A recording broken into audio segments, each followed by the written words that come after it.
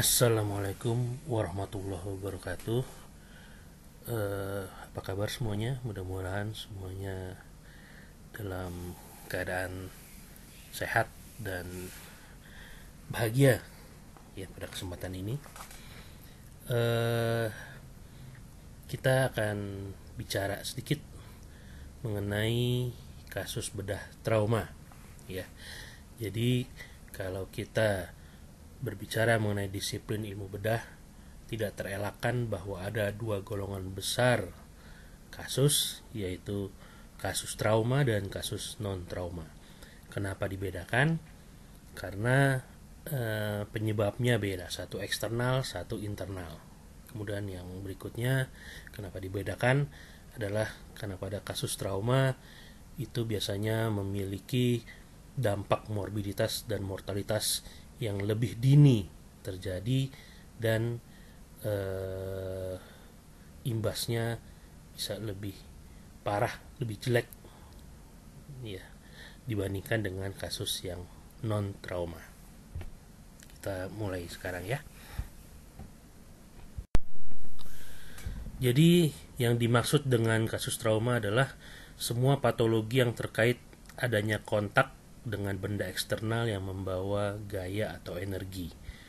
Ya, kalau kita ingat kembali apa yang kita dapat waktu zaman dulu sekolah, ya kita tahu ada energi kinetik atau mekanik, kalor, listrik, kimia, radiasi dan sebagainya. Ya, semua benda yang membawa gaya atau energi itu bila berkontak dengan manusia ya menjadi kasus trauma. Ya, kalau non trauma di bidang bedah itu juga macam-macam. Ada kasus yang inflamatif, ya, infeksi, tumor atau neoplasma, kongenital, genetik, ya, kelainan-kelainan karena metabolik dan sebagainya. Contoh kasus trauma banyak sekali di sekitar kita, ya, kecelakaan lalu lintas, ya, terbentur, tertabrak, kecelakaan di lingkungan rumah atau lingkungan kerja, ya, jatuh, teriris benda tajam, kena air panas, listrik, ya, kena tumpahan zat kimia, atau kontak fisik, ya, misalkan pada perkelahian terpukul atau tertusuk, ya, itu kasus trauma. Ya, kalau non trauma, misalnya nyeri perut kanan bawah pada usus buntu, ya, radang usus buntu, atau tidak bisa buang air kecil atau buang air besar, ya, atau ada benjolan ya di bagian tubuh, ya itu kasus non trauma. Sistematikanya seperti biasa kita melakukannya di bidang disiplin ilmu yang lain, ya, periksa tanda vital, periksa keadaan umum, status generalis, dan evaluasi lokalnya, ya. Tapi kalau trauma punya sistematika sendiri. Ada algoritma evaluasi klinis khusus untuk kasus bedah trauma. Ya, nanti kita akan bicara mengenai apa yang perlu dinilai pertama, ya, survei primer pada kasus trauma. Kemudian ada resusitasi jika pada survei primer tersebut ada kelainan, ada ketidaknormalan.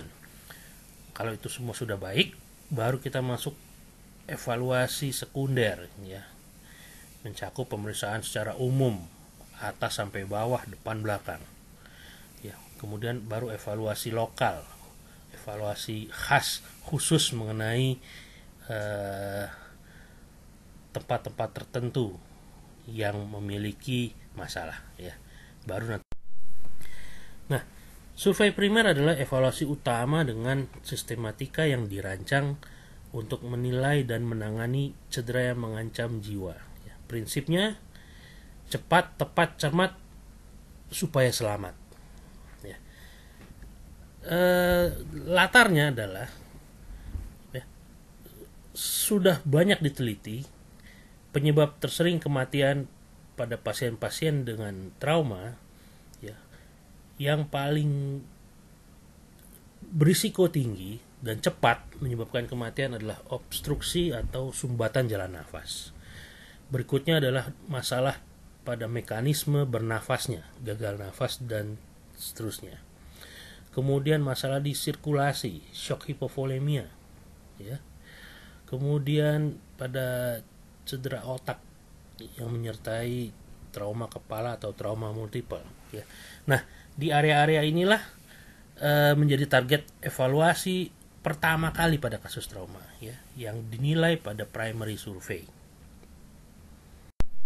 Ya, jadi ada istilah ABCDE, ya, airway and C-spine control, breathing mechanism, circulation, disability, dan exposure, ya. A itu, ya, airway and C-spine control itu kita nilai patensi jalan nafasnya, bebas atau terhalang, ya, baik terhalang struktur anatomi atau struktur yang sifatnya bukan alamiah, ya. Struktur anatomi misalnya lidah yang jatuh, ya, perdarahan aktif atau hematom, ya, edema laring. Kalau dari eksternal misalkan benda asing, debris, ya. Nah, itu yang dari eksternal. Si spine control masuk ke dalam A, ya. Itu dikarenakan cedera servikal juga memiliki kecepatan morbiditas dan mortalitas yang sama dengan masalah di jalan nafas, ya. Kita lihat, ya, di daerah servikalnya, ya, di leher dan tengkuk apakah ada jejas, ya, baik itu kemerahan, memar, ya, atau ada luka, ya, kita lihat. Kemudian breathing mechanism, ya, kita lihat gerak nafasnya, rasakan hembus nafasnya, dengarkan bunyi nafasnya, hitung berapa kali lajunya, dilihat juga simetrisitasnya kanan dan kirinya bagaimana, ya. Kemudian sirkulasi, ya, kita nilai secara cepat, ya, dengan patokan-patokan yang tidak banyak menyita waktu, ya. Makanya biasanya kita tidak perlu pemeriksaan tekanan darah, karena untuk memeriksa itu kan kita perlu tensimeter, ribet, lama, ya. Yang penting tuh kita bisa nilai secara cepat, ya, secara bersamaan bagaimana suhu akralnya, ya, hangat atau dingin, pulsasi nadinya bagaimana, ya, apakah cukup isinya, ya, atau kurang atau lemah, berapa kali per menit, ya, itu dinilai di sirkulasi. Disability kita nilai kesadarannya. GCS mungkin terlalu rumit, kita harus menilai 1 sampai 15 dengan manuver-manuvernya, ya. Yang penting ada tempatnya di situ, kita bisa menilai lebih cepat dengan skala AVPU, ya. A itu alert, ya, waspada, responsif, ya, bisa spontan dia dengan kesadarannya untuk menunjukkan tanda-tanda neurologis atau respons neurologis yang baik, ya. Kemudian verbal itu artinya dia hanya berespons kalau diberi perintah, ya. Kalau tidak diberi perintah, diam aja dia. Kemudian P-nya itu pain, ya, hanya kalau diberi nyeri, dicubit, ya, atau biasanya kita gesek di sternum, ya, dia berespons itu response to pain, ya. Atau unresponsive, mau diapakan saja, diberi nyeri, dicubit dan segala macam, dia terbujur saja responsnya, ya. AVPU lebih cepat, ya, dibandingkan kita nilai GCS. Kemudian exposure, kita buka singkap semua pakaian penutup, cari jejasnya, ya, terutama di daerah toraks, abdomen, pelvis, ekstremitas yang nanti kita terangkan kenapa daerah situ punya khasnya. Nah, dari ABCD ini, ya, kita harus segera mendeteksi dini ada atau tidak nih kemungkinan patologi ancam nyawa, ya, dan kalau ada segera lakukan tindakan, ya. Kalau ada obstruksi akut jalur nafas, ya, kita buang hisap, ya, kita suction. Kemudian kita pertahankan kalau sudah bersih, atau kalau memang tidak ada obstruksi, kita pertahankan supaya tetap paten, ya. Bisa dengan tuba orotrakeal atau gudel, ya, atau lebih kompleks lagi, ya, lebih dan lebih mantap, ya, misalkan diperlukan intubasi, ya, silakan. Kemudian si spine-nya, ya, kalau kita curiga ada fraktur servikal, ya, kita pasang penyangga leher yang keras, ya. Kita pasang terus sampai nanti terbukti tidak ada, ya. Kemudian dari mekanisme nafas kita lakukan oksigenasi kalau kelihatannya sesak, ya, kalau tampak sesak. Sesak dengan asimetri kanan dan kiri, kita misalkan curiga ada tension pneumotoraks atau open pneumotoraks, ya, atau hemotoraks, langsung kita siagakan dan siapkan pemasangan pipa dada, ya, chest tube dan water seal drainage, gunanya untuk mengembalikan fungsi paru yang sebelahnya yang terkena, yang kita curiga ada masalah, ya, supaya simetrisitas dan mekanisme bernafasnya kembali normal. Sirkulasi kita lihat apakah ada perdarahan masif, ya, ada shock, ada renjatan hemoragik, ya, atau hipovolemik, ya, atau renjatan spinal, ya, pada cedera tulang belakang. Dan kalau itu tidak normal, ya, buru-buru kita lakukan terapi cairan untuk resusitasi hemodinamik. Ya. Kemudian disability kita nilai, ya, apakah ada kemungkinan cedera otak traumatik, ada kemungkinan perdarahan intrakranial, ya. Untuk di D ini tindakannya nanti bisa berbarengan dengan definitif, ya, tapi paling nggak ada pelaporan dan pencatatan mengenai kondisi neurologisnya yang baik, ya. Kemudian exposure, ya, kita buka, kita singkap, ya, kita lihat ada luka dengan perdarahan aktif atau tidak. Kalau ada, langsung kita damage control, kita balut tekan, ya. Kalau ada deformitas, ya, yang menyiratkan adanya suatu kondisi curiga fraktur, buru-buru kita bidai untuk imobilisasi. Dan semuanya ini berjalan secara simultan, berkesinambungan, bisa berbarengan, ya, hampir bersamaan, nggak ada masalah, ya. Jadi ini bukan yang berarti ABCDE harus dalam urutan satu prosedur dikerjakan setelah tuntas prosedur sebelumnya, bukan begitu, ya. Ini disusun sebuah prioritas biar ada sebuah skema di dalam otak kita, di dalam otak dokter di first liner, ya, di IGD, bahwa kita menjadi paham, ya, mana prioritas yang lebih gawat, mana prioritas yang lebih mengancam nyawa pasien, ya. Jadi susunannya begitu, ya. Jadi kita jadi paham sense of emergency dan urgensinya, yang mana yang mesti diprioritaskan. Detail, ya, pada airway management tadi sudah kita bahas, ya. Prinsipnya adalah buka, bersihkan, pertahankan, ya. Buka itu bisa dengan triple manuver biasanya, ya. Bersihkan dengan suction, ya, buang hisap. Pertahankan dengan pipa orofaring, ya, atau dengan intubasi, ya. Si spine control dengan penyangga leher yang keras, ya, yang dipakai terus sampai hasil foto poloservikalnya kerap memberikan konfirmasi negatif.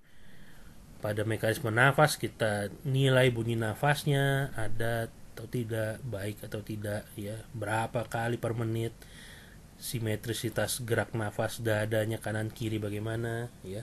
Kemudian kalau sesak kita kasih oksigenasi, ya. Kalau diperlukan ada tiganya suatu masalah di intratorak, ya, bisa kita lakukan pemasangan chest tube dan WSD, water.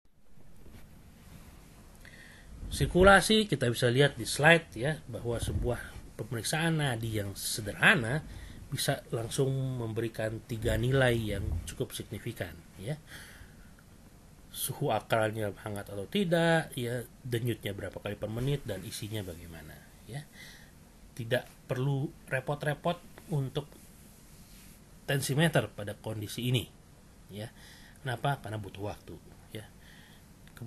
Kemudian kenapa? Karena pada penilaian perfusi, ya, heart rate, ya, atau laju nadi lebih signifikan makna klinisnya dibandingkan tekanan darah, ya. Kalau ada hal yang tidak normal di situ, buru-buru kita pasang jalur masuk cairan 2 jalur pun nggak apa-apa, karena kalau nanti di ATLS Seperti itulah ya, 2 jalur nggak ada masalah ya, dengan jarum berkaliber yang besar ya, dan kita teteskan cepat atau sesuai perhitungan berapa kebutuhan cairannya. Bagaimana menghitungnya? Nanti ada caranya. Sekalian juga pasang infus, kita ambil sampel darah buat pemeriksaan lab rutin ya. Nah, ini adalah klasifikasi shock hipovolemia ya, rejatan hipovolemia. Ini adalah alat bantu kita untuk menilai berapa sih jumlah volume cairan yang harus masuk ya. Tabel ini saya buat supaya memudahkan ya.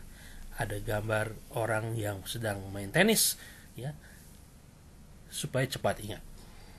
Karena klasifikasi renjatan itu ya mudah untuk diingat buat para penikmat tenis ya, pemain atau yang suka nonton tenis pasti tahu. Angka skor di tenis itu, skor kecilnya adalah 0, 15, 30, 40 baru game. Jadi angka 1 ya, dan seterusnya. Nah, itulah persentase kehilangan cairan dalam klasifikasi renjatan hipovolemi.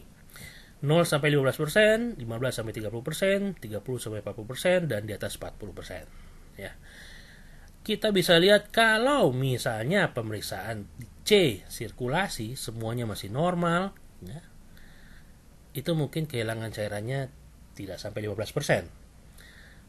Kalau kita periksa laju nadi mulai cepat, isi denyut mulai kurang sedikit ya, kurang kecukupannya ya, pulsasinya, mungkin kehilangan cairannya 15 sampai 30% ya.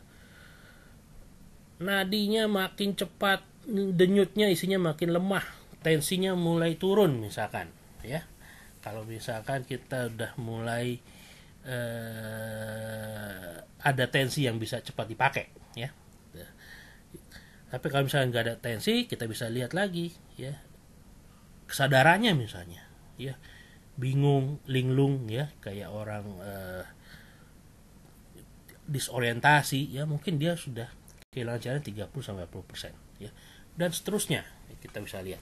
Nah, dari gejala dan tanda klinis ini kita bisa prediksi berapa persen volume cairan yang hilang, kemudian kita translasikan menjadi berapa mililiter, berapa cc, dan disitulah kita substitusi cairan dengan volume yang tepat. Resusitasi sendiri ya, per kata artinya semua kegiatan ya yang dilaksanakan untuk mengembalikan kondisi patologis, kondisi yang tidak normal ya, kembali menjadi kondisi yang normal atau fisiologis ya. Resusitasi jalan nafas artinya kalau ada hambatan kita bebaskan dan kita pertahankan bebas. Resusitasi nafas artinya kalau sesak kita buat respiratory rate-nya menjadi normal, mekanisme nafasnya menjadi normal, kanan dan kiri yang tadinya asimetris menjadi simetris. Resusitasi sirkulasi ya artinya kalau ada perdarahan kita kendalikan ya, terapi cairan untuk mempertahankan sirkulasi dan perfusi ya sampai hemodinamik stabil.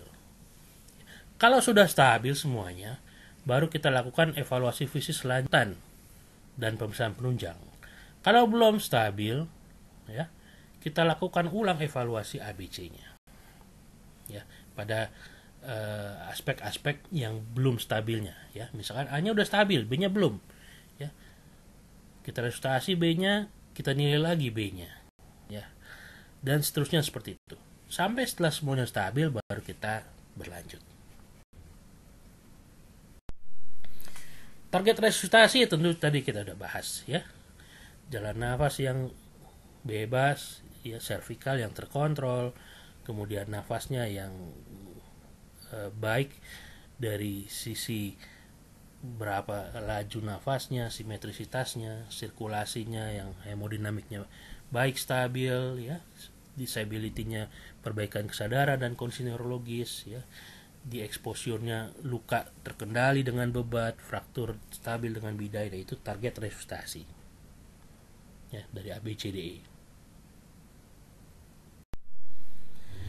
Nah, perlu diingat sambil kita melaksanakan ABCDE ya, Ada 4 area berpotensi perdarahan masif dengan risiko gangguan hemodinamik.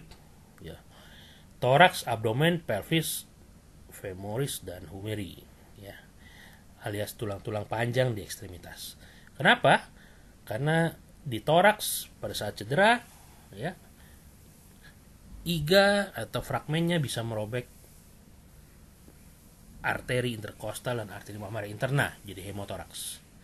Abdomen bisa menyebabkan ruptur hepar dan ruptur lien. Sangat banyak itu perdarahannya dari kedua organ itu atau salah satunya.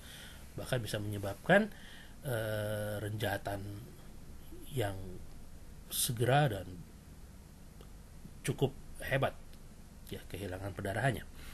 Pelvis, ya, segmen fraktur bisa membuat ruptur arteri iliaka. Femoris humerus tentu segmen frakturnya bisa membuat ruptur arteri femoralis dan arteri brachialis.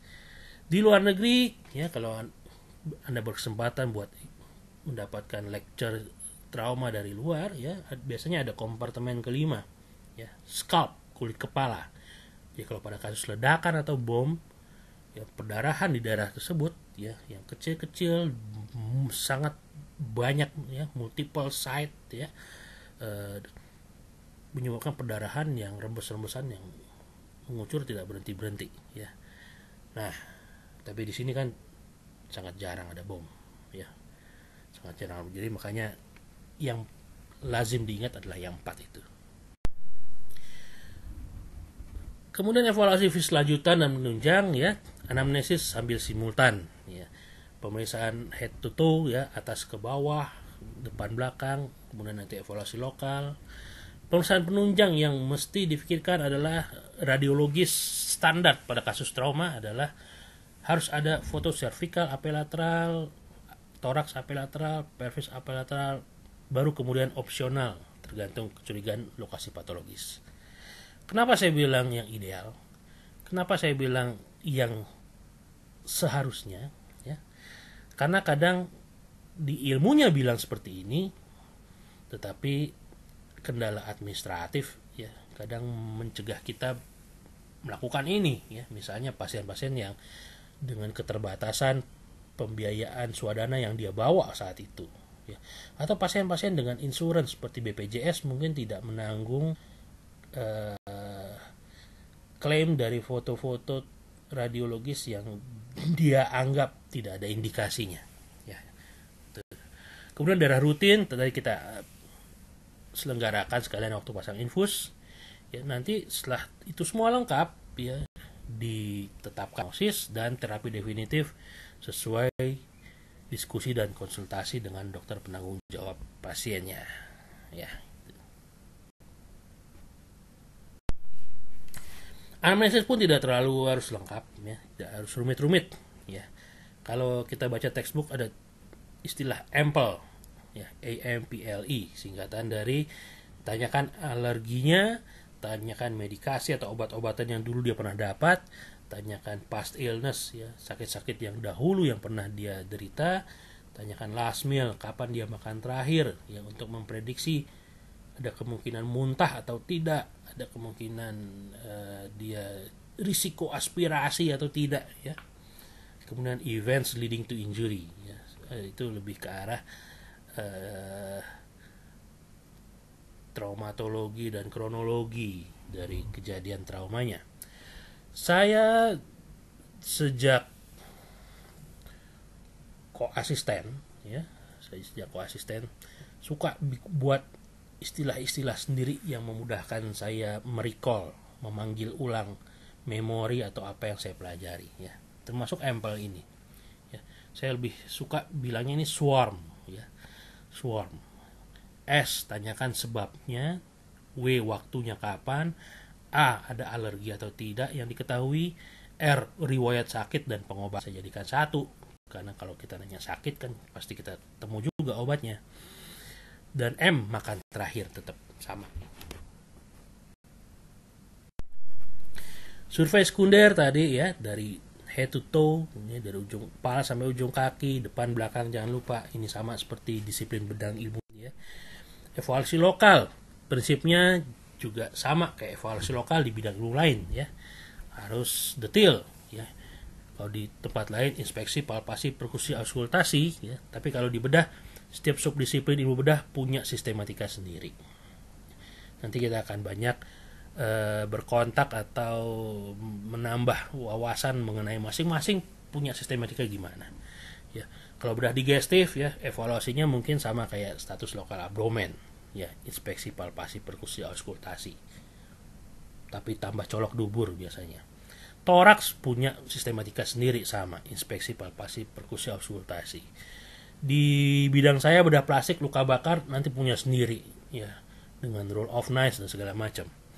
Tumor juga punya sistematika sendiri, nanti ada TNM-nya.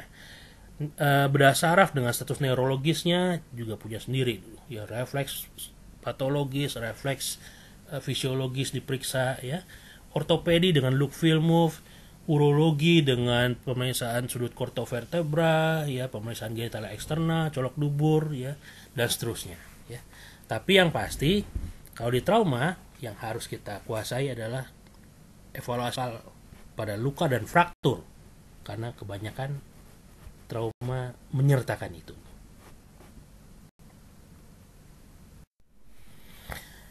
Evaluasi luka-luka sangat penting untuk kita lakukan secara detail. Ya, kenapa? Karena satu, ini akan memudahkan penata kelolaan. Dua, ya, sangat kerap bahwa kasus trauma nanti mempunyai ikutan masalah mediko-legal, misalnya visum dari kepolisian, ya. Nah, jadi kalau kita sudah biasa, enak nantinya kita saat bertugas berkarya. Setidaknya ada 10 yang bisa kita evaluasi dan kita catat laporkan secara detail. Di mana lokasinya, regio apa, jumlah lukanya berapa, kalau ada beberapa di deskripsian masing-masing, ya. Jenis lukanya, lecet, sayat, tusuk, tembus, ada skin loss atau tidak, bentuk luka gimana, lurus, elips, bundar atau irregular, tidak beraturan, ukuran luka, ya, bisa diameternya, kaliber atau panjang kali lebar, ya, tepi luka rata atau compang-camping, dinding lukanya rata atau bergaung, ya, dasar lukanya apa, lemak, fasia, otot, tulang, isinya bersih atau ada debris atau ada bekuan darah atau malah perdarahan aktif, eksudat, ya dan seterusnya. Dan sekitarnya kita nilai juga, ya apakah ada inflamasi, hiperemis atau pucat atau kebiruan, ya, ada nyeri tekan, ada idem apa enggak, ya, kurang lebih itu. Sedemikian kita periksa itu luka, kalau bisa, dan kita laporkan, sampai kalau misalkan kita anggap ini kita harus laporkan pada orang yang tidak melihat lukanya, dia harus punya bayangan yang sama, ya. Tentu untuk mencapai keterampilan itu tidak mudah, tidak instan, ya, karena yang instan cuma ada mie dan ramyun yang instan, ya. Ini nanti berjalan dengan waktu, ya, semakin jam terbang semakin banyak, ya, semakin tinggi keterampilan dan kemahiran ini tentu akan makin baik, ya. Nah, ini contoh-contoh untuk deskripsi. Kalau kita bisa laporkan seperti yang ditulis di slide-slide ini, ya, kita yakinlah bahwa yang dengar pun pasti akan terbayang, ya, seperti apa kira-kira gambaran luka. Kalau fraktur, ya, dia punya look, feel, move, dan pemeriksaan neurovaskular distal, ya. Inspeksi kita lihat luka, hematom, bengkak, ya, deformitas anatomi, ya, ada atau tidak, palpasi, nyeri tekan, krepitasi, ada atau tidak. Tapi harus diingat di sini, ya, ada prinsip primum non nocere, do no more harm. Jadi jangan buat kesakitan tambahan pada pasien. Jadi kalau kira-kira deformitasnya sudah jelas, ini sudah fraktur, mungkin ada tempatnya, feel-nya tidak usah terlalu ngoyo kita selenggarakan.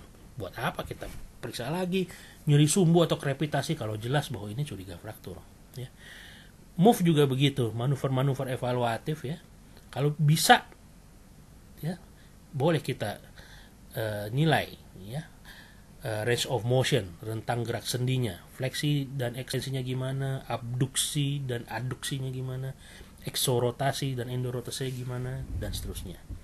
Terbatas atau nyeri atau tidak, atau malah tidak bisa sama sekali. Neurovascular discharge kita lakukan, ya, jangan lupa untuk sambil membuka sarung tangan, ya. Kalau yang lain-lain mungkin kita pakai sarung tangan, tapi neurovascular discharge kita buka sarung tangan. Kenapa? Karena kita harus menilai hangat atau tidak, ya, ujung-ujung akralnya, ya, pulsasi arteri kita nilai, sensibilitas kita periksa dengan seperti pemeriksaan neurologis, ya, buat melihat ada cedera saraf atau tidak. Ini contoh deskripsi fraktur sama tadi seperti contoh deskripsi, ya. Kemudian nanti pemeriksaan penunjang dan pengelolaan definitif, ya. Syaratnya adalah ABC stabil, ya. Kemudian pemeriksaan darah lengkap tadi kita udah periksa sekaligus dengan infus. Foto polos X-ray yang wajib adalah cervical, thorax, pelvis. Kalau untuk pemeriksaan cairan bebas abdomen, ya, biasanya dengan PF pemeriksaan fisik kita udah curiga ini ada cairan bebas atau tidak karena peritonitis klinisnya sangat jelas, ya. Tapi untuk penunjang, ya, USG, ya, adalah konfirmatif untuk itu, ya. Kalau kita ragu, tapi biasanya kalau cairan bebas di abdomen biasanya jelas, ya. USG dilakukan untuk lihat cairan bebas di rongga abdomen dan pelvis sesuai indikasi. CT scan untuk cairan bebas atau perdarahan di rongga kranium, ya, sesuai indikasi. MRI juga sesuai indikasi. Harap diingat MRI lebih mahal, ya. Jadi pertimbangkan juga kemampuan swadana pasien, ya, kalau pasiennya swadana. Untuk abdomen ada istilah fungsi abdomen, diagnostik peritoneal lavage, ya. Itu hanya dilakukan bila tidak ada USG. Ya, kalau ada USG, nggak usah. Pasang kateter bila terindikasi, ya, untuk dekompresi, ya, untuk pantau terapi cairan, ya. Pasang pipa gaster juga terindikasi untuk dekompresi sama kayak kateter, ya. Untuk rute asupan makan pada pasien tidak sadar, ya. Nah, pipa gaster ada yang orogastrik, ada yang nasogastrik. Yang nasogastrik itu biasanya lebih sering dipakai. Tapi kalau kita curiga ada trauma wajah, ya, dengan curiga fraktur naso-orbitoetmoid, ya, atau fraktur wajah sepertiga tengah misalnya, atau curiga fraktur basis kranium, jelas sekali itu ada hematomnya, ya, di sekitar orbita. Itu jangan kita pasang NGT, karena nanti kita takut false route, salah rute dia ke atas masuk ke rongga kranium, ya. Kalau seperti itu pakai OGT saja, ya, orogastrik itu. Antibiotika yang idealnya harus pakai kultur, ya, tapi karena kita tidak banyak waktu, ya, kita berikan yang spektrum luas, injeksinya intravena, dan jangan lupa uji kulit dulu untuk lihat alergi atau tidak. Anti tetanus kita harus lihat lukanya dan riwayat dari imunisasi aktif terhadap tetanusnya.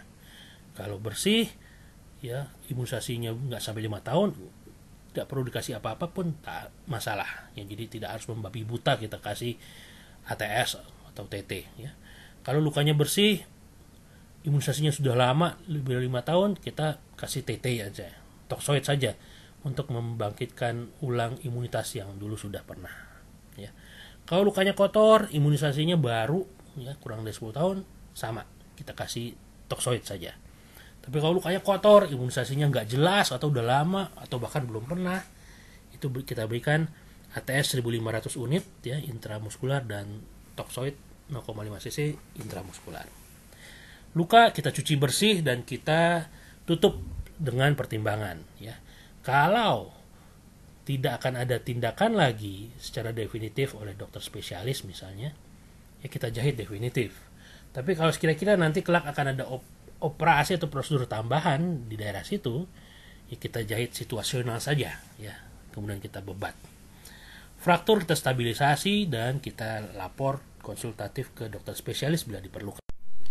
Kalau ada persiapan untuk operasi, ya, tentu standar lah, ya, puasa, berkonsultasi dengan dokter biusnya, kemudian bila laboratorium eksplorasi kita dekompresi dengan kateter dan NGT. Fungsinya apa? Kalau nanti kita laparotomi dan durante operasinya lama, maka gas bius itu nanti sebagian masuk ke dalam saluran cerna, jadi bengkak, ya, kalibernya jadi bertambah, perut nanti tidak bisa ditutup, ya, makanya kita kasih kateter supaya rongga buli-buli itu kosong, ya. Kita kasih NGT supaya kalau kita mau pompa, kita pijit itu saluran cerna, udaranya bisa langsung keluar melewati selang itu, ya. Kemudian antibiotika injeksi profilaksis, ya. Profilaksis artinya injeksinya intravena, antibiotikanya jenis yang spektrum luas, pemberiannya antara setengah jam sebelum sampai setengah jam sesudah, ya, di antara itu, ya. Dosisnya double dari dosis terapi, dan jangan lupa uji kulit dahulu, ya. Sedia darah PRC bila dibutuhkan, ya, dan inform consent. Apa yang dibahas di inform consent, ya, ini adalah standar yang biasa kita lihat di surat persetujuan tindakan, ya, sama beberapa penerjemahan apa maksudnya, ya. Jadi diagnosisnya, dasar-dasar diagnosis, ya, gejala dan tanda klinis khas yang menyimpulkan kenapa kita diagnosis itu, ya, rencananya mau diapain, indikasinya apa, ya, indikasi itu hal-hal yang membutuhkan atau menunjukkan kenapa harus ada tindakan itu untuk perbaikan. Cara tindakannya seperti apa, dalam bius tidur apa lokal, prosedur operasinya seperti apa, ya, tentu dalam bahasa awam. Tujuan tindakan, hal-hal yang diharapkan membaik setelah tindakan. Risiko, hal-hal yang tidak lazim yang mungkin terjadi selama atau intra prosedural, ya, kalau risiko. Komplikasi sama, tapi bedanya itu setelah atau pasca prosedur, ya. Risiko itu intra, komplikasi itu pasca. Prognosnya gimana kira-kira, baik atau meragukan atau jelek, ya, atau tergantung dari kondisi ini itu pada pasien, ya. Dan administrasi biaya, ya, kita jelaskan singkat, kemudian kita oper ke staf administrasi supaya menjelaskan lebih detail. Kalau kasus non trauma, ya, sistematikanya biasa, ya, tadi kita udah bahas periksa tanda vital, status generalis, status lokalis, ya, seperti kita belajar di penyakit dalam atau di anak, ya, atau di bidang-bidang disiplin yang lain. Terima kasih. Itu saja yang kita share, ya, kita berbagi pada kesempatan saat ini, ya. Semoga ini mencerahkan ulang, ya, dari hal-hal yang kita sudah pernah dapat dahulu, ya, atau mungkin bisa memperkaya wawasan kita, ya, mengenai ilmu trauma, ya. Pada prinsipnya semua pasti pernah dapat ATLS, jadi ini bukan barang yang baru yang kita ngomongin, ya. Bismillah, ya, mudah-mudahan ini bermanfaat. Terima kasih. Wassalamualaikum warahmatullahi wabarakatuh.